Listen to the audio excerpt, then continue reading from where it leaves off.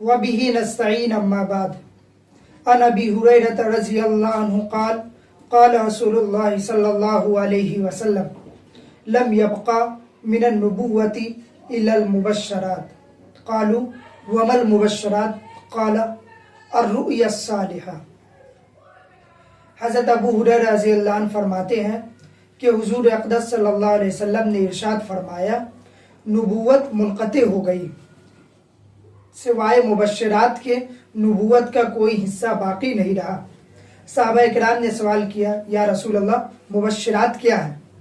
جواب میں آپ صلی اللہ علیہ وسلم نے فرمایا سچے خواب، یہ اللہ تعالیٰ کی طرف سے مبشرات ہوتے ہیں اور یہ نبوت کا ایک حصہ ہے۔ ایک اور حدیث میں آپ صلی اللہ علیہ وسلم نے فرمایا کہ مومن کا خواب نبوت کا 46واں حصہ ہے۔ مطلب اس کا یہ ہے کہ جب آپ صلی اللہ علیہ وسلم کی نبوت کا وقت آیا تو ابتدا میں 6 ماہ تک آپ صلی اللہ علیہ وسلم پر وحی نہیں آئی، بلکہ 6 ماہ تک آپ صلی اللہ علیہ وسلم پر سچے خواب آتے رہے۔ حدیث میں آتا ہے کہ جب آپ صلی اللہ علیہ وسلم کوئی خواب دیکھتے جو واقعہ آپ نے خواب میں دیکھا ہوتا بعینہ وہی واقعہ بیداری میں پیش آ جاتا اور آپ کا وہ خواب سچا ہو جاتا اور صبح کے اجالے کی طرح آپ کا اس خواب کا سچا ہونا لوگوں کے سامنے واضح ہو جاتا۔ اس طرح 6 ماہ تک آپ کو سچے خواب آتے رہے۔ پھر وحی کا سلسلہ شروع ہوا تو نبوت ملنے کے بعد 23 سال تک آپ صلی اللہ علیہ وسلم دنیا میں تشریف فرما رہے۔ 23 سالوں میں سے 6 ماہ کا عرصہ سچے خوابوں کا زمانہ تھا۔ اب 23 کو 2 سے ضرب دیں گے تو 46 ہو جائے گا۔ اس لیے آپ صلی اللہ علیہ وسلم نے فرمایا سچے خواب نبوت کا 46واں حصہ ہے۔ گویا کہ آپ صلی اللہ علیہ وسلم کی نبوت 46 حصوں میں تقسیم کیا جائے تو اس میں کہ ایک حصہ آپ صلی اللہ علیہ وسلم کو سچے خواب آتے رہے ہیں، وحی نہیں آئی۔ اس لیے آپ صلی اللہ علیہ وسلم نے فرمایا مومن کا خواب نبوت کا 46واں حصہ ہے اور اشارہ اس طرف کر دیا کہ میرے بعد بھی یہ سلسلہ جاری رہے گا۔ مومنوں کو سچے خواب دکھائے جائیں گے اور اس کے ذریعے ان کو بشارتیں دی جائیں گی۔ لیکن ہمارے یہاں خواب کے معاملے میں بڑی افراط و تفریط پائی جاتی ہے۔ بعض لوگ تو وہ ہے جو سچے خوابوں کے قائل ہی نہیں ہے، نہ خواب کے قائل نہ خواب کی تعبیر کے قائل۔ یہ خیال غلط ہے، اس لیے کہ ابھی آپ نے سنا کہ آپ صلی اللہ علیہ وسلم نے فرمایا سچے خواب نبوت کا 46واں حصہ ہے اور آپ نے فرمایا یہ سچے خواب مبشرات ہے۔ دوسری طرف بعض وہ لوگ ہیں جو خوابوں کے ہی پیچھے پڑے رہتے ہیں اور خواب کو ہی مدار نجات سمجھتے ہیں۔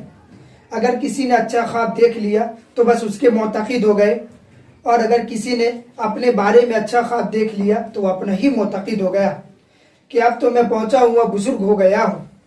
یہ خواب تو سونے کی حالت میں ہوتا ہے، لیکن بعض اوقات اللہ تعالیٰ بیداری کی حالت میں کچھ چیزیں دکھا دیتے ہیں جس کو کشف کہتے ہیں۔ چنانچہ اگر کسی کو کشف ہو گیا تو اسی کو لوگ سب کچھ سمجھ لیتے ہیں، یہ بہت بڑا بزرگ آدمی ہے۔ اب چاہے بیداری کے اندر اس کے حالات سنت کے مطابق ہو یا نہ ہو، خوب سمجھ لیجئے کہ اللہ تعالیٰ کی طرف سے بس ایک بشارت ہے اور اس کو اچھے سے سمجھ لیجئے۔ اس لیے کہ انسان کی فضیلت کا اصل معیار خواب اور کشف نہیں، بلکہ اصل معیار یہ ہے کہ اس کی بیداری کی زندگی سنت کے مطابق ہو۔ بیداری کی حالت میں وہ گناہوں سے پرہیز کر رہا ہے یا نہیں، بیداری کی حالت میں وہ اللہ کی اطاعت کر رہا ہے یا نہیں۔ اگر وہ اللہ کی اطاعت نہیں کر رہا تو وہ 1000 خواب دیکھے، 1000 کشف ظاہر ہو جائے، یہ مدار فضیلت نہیں۔ آج کل اس معاملے میں بڑی سخت گمراہی پھیلی ہوئی ہے۔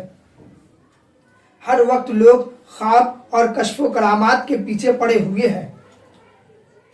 حضرت محمد بن سیرین رحمہ اللہ جو بڑے درجے کے تابعین میں سے ہے اور خواب کے تعبیر میں امام ہے، پوری امت محمدیہ میں ان سے بڑا عالم خواب کی صحیح تعبیر دینے والا شاید کوئی پیدا نہیں ہوا۔ اللہ تعالیٰ نے ان کو خواب کی تعبیر دینے میں بڑا ملکہ عطا فرمایا تھا۔ ان کے بڑے عجیب و غریب واقعات مشہور ہیں، لیکن ان کا ایک اتنا پیارا چھوٹا سا جملہ ہے جو یاد رکھنے کے قابل ہے۔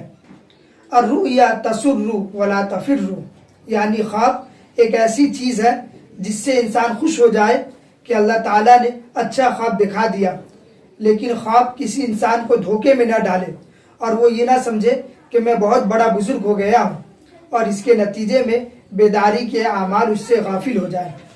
اسی طریقے سے حضرت ابو ہریرہ رضی اللہ عنہ فرماتے ہیں کہ آپ صلی اللہ علیہ وسلم نے فرمایا کہ جس شخص نے بھی مجھے خواب میں دیکھا تو اس نے مجھے ہی خواب میں دیکھا، اس لیے کہ شیطان میری صورت اختیار نہیں کر سکتا۔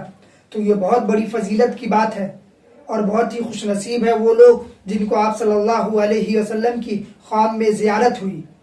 لیکن خوب اچھے سے سمجھ لیجئے کہ خواب میں آپ صلی اللہ علیہ وسلم کی زیارت ہونا یہ کوئی مدار نجات نہیں ہے، لیکن مدار نجات یہ ہے کہ ہم بیداری کی حالت میں کہ حضور صلی اللہ علیہ وسلم کی سنتوں کا اتباع کرنا، خواب صلی اللہ علیہ وسلم ہمیں خواب میں دکھے یا نہ دکھے اس سے ہمارے اعمال پر کوئی فرق نہیں پڑے گا، لیکن اگر ہم نے بیداری کی عالم میں اور ظاہری زندگی میں آپ صلی اللہ علیہ وسلم کی سنتوں کا اتباع نہ کیا تو اس سے ضرور ہمیں نقصان ہوگا۔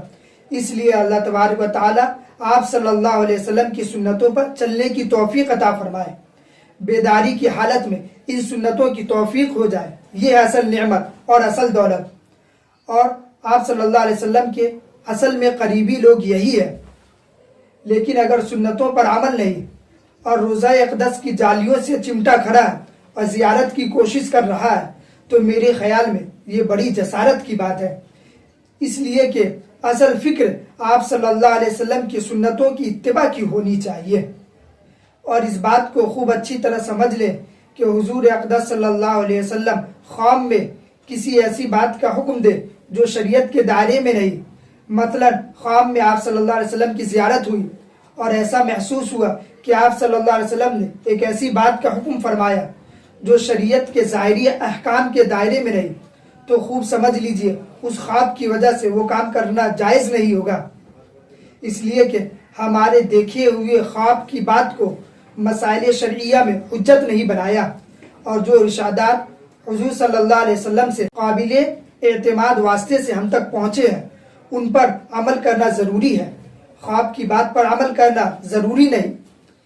یہ بات تو صحیح ہے کہ شیطان آپ صلی اللہ علیہ وسلم کی صورت میں نہیں آ سکتا، لیکن بعض اوقات خواب دیکھنے والے کے ذاتی خیالات اس خواب کے ساتھ مل جاتے ہیں اور اس کو غلط بات یاد رہ جاتی ہے یا سمجھنے میں غلطی ہوتی ہے، اس لیے ہمارا خواب حجت نہیں۔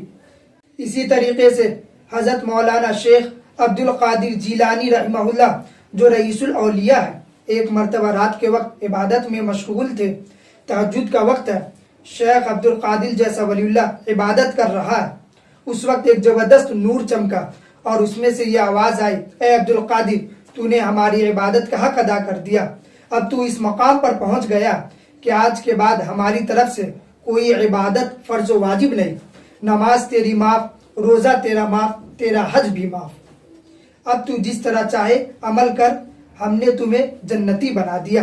شیخ عبد القادر جیلانی نے سنتے ہی فوراً جواب میں فرمایا، مردود، دور ہو جا، یہ نماز حضور اقدس صلی اللہ علیہ وسلم سے تو معاف نہیں ہوئی، آپ صلی اللہ علیہ وسلم کے صحابہ کرام سے معاف نہیں ہوئی، مجھ جیسے سے کیسے معاف ہو جائے گی، دور ہو جا۔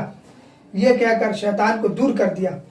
اس کے بعد ایک اور نور چمکا جو اس سے بھی بڑا نور تھا، اس میں سے آواز آئی، عبد القادر، تیرے علم نے تجھے آج بچا لیا، ورنہ یہ وہ داؤ ہے جس میں سے بڑے بڑوں کو ہلاک کر دیا، اگر تیرے پاس علم نہ ہوتا تو ہلاک ہو چکا ہوتا۔ شیخ عبد القادر جیلانی رحمہ اللہ نے فرمایا، مردود، دوبارہ دور ہو جا، میرے علم نے مجھے نہیں بچایا بلکہ میرے اللہ نے مجھے بچایا۔ عارفین فرماتے ہیں یہ دوسرا داؤ پہلے داؤ سے بھی زیادہ سنگین تھا، اس لیے کہ اس وقت شیطان نے علم کا ناز پیدا کرنا چاہتا کہ تمہارے علم اور تقوی نے تمہیں بچا لیا، لیکن آپ نے اس کو بھی دور کر دیا۔ تمام باتوں کا خلاصہ یہی ہے کہ خواب کوئی مدار نجات نہیں، بلکہ خواب ہم دیکھیں تو بہت اچھی بات ہے، لیکن خواب کے ذریعے کسی کو بزرگ سمجھ لینا یہ بہت ہی غلط بات ہے۔ اسی طریقے سے اگر کوئی شخص یہ کہے کہ میں نے خواب دیکھا ہے اور پھر وہ اپنا خواب بیان کرنے لگے، تو ایسے موقع پر آپ صلی اللہ علیہ وسلم کا معمول یہ تھا کہ جب کوئی شخص آ کر یہ بتاتا میں نے یہ خواب دیکھا تو آپ صلی اللہ علیہ وسلم یہ دعا پڑھا کرتے تھے، خیرن तलक़ाहु व शर्रन तवक्काहु खैरुल लना व शर्रुल लिआदाइना। अल्लाह ताला इस ख्वाब को तेरे हक में खैर अता फरमा दे और उसके शर से तुम्हारी हिफाजत फरमाए, और खुदा करे कि ये ख्वाब हमारे लिए अच्छा हो और हमारे दुश्मनों के लिए बुरा हो।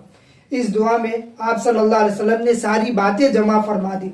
आप हजरात भी इसका मामूल बना ले कि जब भी कोई शख्स आकर अपना ख्वाब बयान करे तो उसके लिए ये दुआ करे। अगर अरबी में याद ना हो तो उर्दू में ही कर ले। ये ख्वाब के आदाब और ख्वाब की हैसियत, बस इन बातों को जहन में रखना चाहिए। लोगों में बहुत सी फजूलियात ख्वाब के बारे में फैली हुई है, उससे अपने आप को बचाना चाहिए। अल्लाह ताला हम सब की हिफाजत फरमाए। व आखिरु दावाना अनिल हम्दुलिल्लाहि रब्बिल आलमीन।